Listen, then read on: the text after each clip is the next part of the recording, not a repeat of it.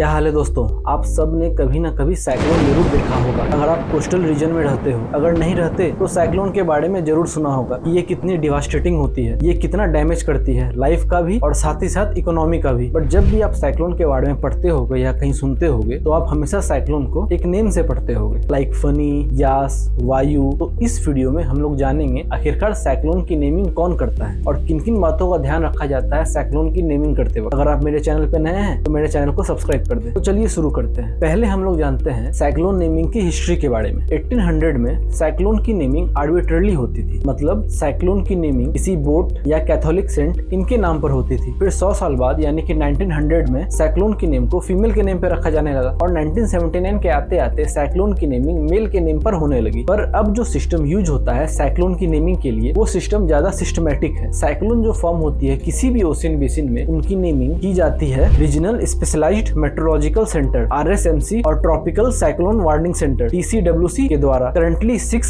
Regional specialised meteorological centre हैं world में। आप इस लिस्ट को देखो, ये है इनकी लिस्ट। और दोस्तों इस वीडियो में हमें जानना है कि जो साइक्लोन इंडियन ओशियन में फॉर्म होता है उनकी नेमिंग कौन करता है और कैसे करता है। तो दोस्तों अब जानते हैं जो साइक्लोन इंडियन ओशियन में फॉर्म होते हैं उनकी नेमिंग कैसे होती है। World meteorological Organization and United nation economic and social commission for Asia Pacific, जिसे शॉर्ट फॉर्म में ESCAP भी बोला जाता है, इन दोनों की पैनल ऑन ट्रॉपिकल साइक्लोन ने अपने 27 समिट में जो 2000 में मस्कट ओमान में हुई थी उसमें डिसाइड किया कि जो ट्रॉपिकल साइक्लोन अरेबियन सी और बे ऑफ बंगाल में फॉर्म होगी उनकी नेमिंग अब सिस्टमैटिकली की जाएगी। तो दोस्तों इस मीटिंग के बाद सितंबर 2004 से साइक्लोन की नेमिंग शुरू हो गई। 27 सेशन में टोटल 8 कंट्रीज ने पार्टिसिपेट किया था, Bangladesh, India, Maldives, Myanmar, Oman, Pakistan, Sri Lanka और थाईलैंड। अब देखो दोस्तों, आप सोच रहे होंगे कि ये 8 कंट्रीज कैसे साइक्लोन का नेम डिसाइड करती हैं। तो चलो दोस्तों अब ये जानते हैं। तो दोस्तों ये 8 कंट्रीज 8 नेम की लिस्ट सबमिट करती है। जब ये 8 कंट्रीज लिस्ट सबमिट कर देती है तो टोटल 64 नेम हो जाते हैं, मतलब 8 कंट्रीज ने 8 नेम का लिस्ट सबमिट किया। सो 8 into 8 यानी कि 64। तो इन 64 नेम की लिस्ट से एक फाइनल लिस्ट प्रिपेयर होती है। ये देखो ये लिस्ट कैसे प्रिपेयर होती है। कंट्रीज को अल्फाबेटिकली अरेंज किया जाता है, देन एक रो में 4 नेम को इंक्लूड किया जाता है नेम के प्रोनाउंसिएशन के साथ, देन अनदर सेक्शन में भी इसी तरह किया जाता है और इस तरीके से नेम को अरेंज किया जाता है और फाइनल लिस्ट प्रिपेयर होती है। लिस्ट प्रिपेयर होने के बाद नेम को सिस्टमैटिकली सिलेक्ट किया जाता है। जैसे कि आप देख रहे हो, सबसे पहले है अनिल। अनिल के बाद जो साइक्लोन आएगी उस साइक्लोन का नाम दिया जाएगा अग्नि। इस तरह से सीरियली नेम को सिलेक्ट किया जाता है। ये जो लिस्ट आप देख रहे हो दोस्तों, ये लिस्ट 2004 में प्रिपेयर हुई थी और ये लिस्ट 2019 में एग्जॉस्ट हो गई, मतलब इस लिस्ट से सारे नेम पिक कर लिए गए। तो न्यू लिस्ट प्रिपेयर करने के लिए सितंबर 2018 में वर्ल्ड मेट्रोलॉजिकल ऑर्गेनाइजेशन और united nation economic and social commission for Asia Pacific, इन दोनों पैनल की 45th समिट हुई। इस सेशन को 5 मोर कंट्रीज ने ज्वाइन किया। पहले थी 8 कंट्रीज, अब 5 मोर कंट्रीज ने ज्वाइन किया, तो टोटल कंट्रीज हो गई 13 कंट्रीज। ये जो 5 न्यू कंट्रीज थी ये थी Iran, Qatar, Saudi Arabia, UAE और यमन। तो अब इन 13 कंट्रीज ने 13 नेम की लिस्ट प्रिपेयर की और सबमिट किया। जब इन 13 कंट्रीज ने लिस्ट सबमिट कर दिया तो उसके बाद टोटल 13 into 13 यानी कि 169 नेम की एक फाइनल लिस्ट प्रिपेयर हुई। ये जो आप लिस्ट देख रहे हैं यही है वो लिस्ट, और जो प्रोसेस यूज किया गया था इस लिस्ट को प्रिपेयर करने के लिए वो सेम था जो पिछले सेशन में किया गया था। इन 13 कंट्रीज को अल्फाबेटिकली अरेंज किया गया, देन लिस्ट प्रिपेयर किया गया। अब देखो दोस्तों, टोटल 169 नेम की लिस्ट प्रिपेयर हो गई। तो अब इस लिस्ट में से नेम को सीरियली पिक किया जाएगा और साइक्लोन का नेम दिया जाएगा। आपने अभी रिसेंटली सुना होगा कि बिप्रोजॉय साइक्लोन जो अरेबियन सी में फॉर्म हुई है वो कर्नाटका, गोवा, महाराष्ट्र इन स्टेट के कोस्टल रीजन को अफेक्ट करेगी। इस साइक्लोन का नेम इसी लिस्ट से लिया गया। देखो दोस्तों, इसके बाद जो साइक्लोन अरेबियन सी या बे ऑफ बंगाल में आएगी उसका नाम रखा जाएगा तेज, और उसके बाद जो साइक्लोन आएगी उसका नाम रखा जाएगा हेमोन। तो देखो दोस्तों, अब आपने जान लिया कि जो साइक्लोन अरेबियन सी या बे ऑफ बंगाल में फॉर्म होती है उनकी नेमिंग कैसे होती है। पर जो नेम कंट्रीज सिलेक्ट करके सबमिट करती हैं उस नेम को सिलेक्ट करते वक्त कंट्रीज को कुछ गाइडलाइन फॉलो करने पड़ते हैं। ये है वो guideline, like name politically, religiously, culturally, gender wise neutral रहना चाहिए, रूड या क्रूअल नेचर का नहीं रहना चाहिए, शॉर्ट और इजी टू प्रोनाउंस होना चाहिए, मैक्सिमम 8 लेटर का होना चाहिए, नेम रिपीटेड नहीं होने चाहिए। लाइक ओखी साइक्लोन जो 2017 में आया था वो नेम बांग्लादेश ने दिया था। ओखी मींस होता है आई। वायु साइक्लोन जो नेम इंडिया ने दिया था, और हम लोग जानते हैं वायु का क्या मतलब है, इसका मतलब होता है विंड। और तोकटे जो नेम म्यांमार ने दिया था, एक्चुअली म्यांमार में तोकटे एक रेप्टाइल है जिसका मतलब है हाईली वोकल लिजार्ड। तो दोस्तों आपने समझ लिया कि साइक्लोन की नेमिंग कैसे होती है और क्या क्या गाइडलाइन फॉलो करना पड़ता है कंट्रीज को साइक्लोन की नेम की लिस्ट प्रिपेयर करते वक्त। अब हम लोग जानते हैं दोस्तों कि साइक्लोन की नेमिंग क्यों की जाती है, आखिर ये क्यों इतना इंपॉर्टेंट है। तो देखो दोस्तों, साइक्लोन की नेमिंग इसलिए की जाती है क्योंकि नेमिंग करने से साइक्लोन को आइडेंटिफाई करने में आसानी होती है। ये भी सही बात है क्योंकि साइक्लोन को नंबर या उसके टेक्निकल टर्म से याद याद करने में या